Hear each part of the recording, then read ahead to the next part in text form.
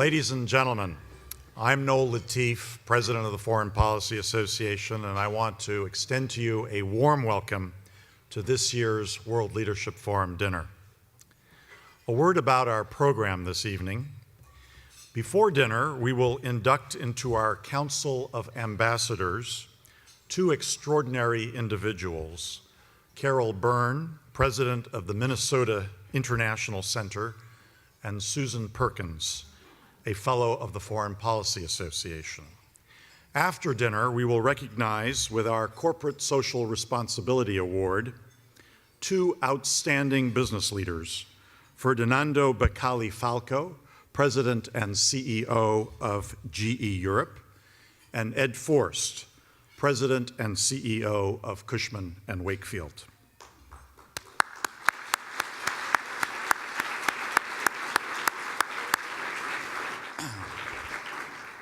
I have decided not to show you the FPA video narrated by Brian Williams.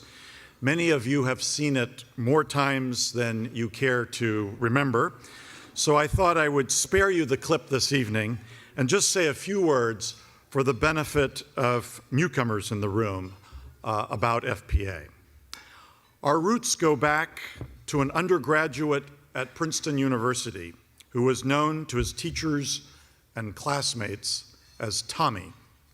Tommy went on to law school and became a lawyer, but the practice of law didn't sit well with him. He was chronically ill with mysterious ailments. His father finally suggested that he try a different line of work. So Tommy went back to school and obtained a PhD in government. Armed with his doctorate, he decided that the name Tommy just didn't have enough gravitas. So he assumed his middle name, Woodrow. And as they say, the rest is history.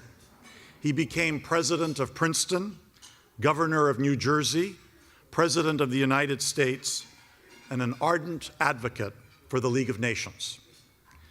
Sensing the great enthusiasm abroad for Woodrow Wilson's vision for a new international system, but the lack thereof at home, a distinguished group of academics and journalists came together to found the Foreign Policy Association in New York City some 96 years ago.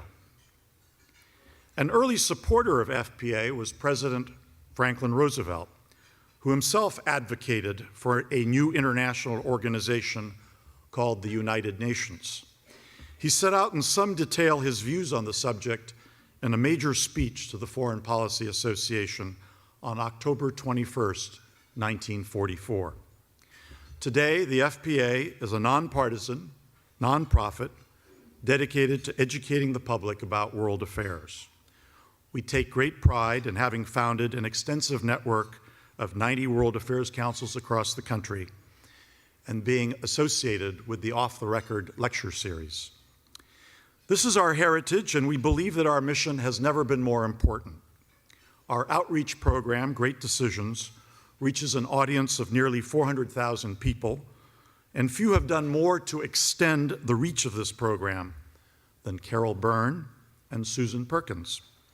At this time, I would like to invite our chairman, Dame Jillian Sackler, to join me for the induction of Carol Byrne into the FPA Council of Ambassadors.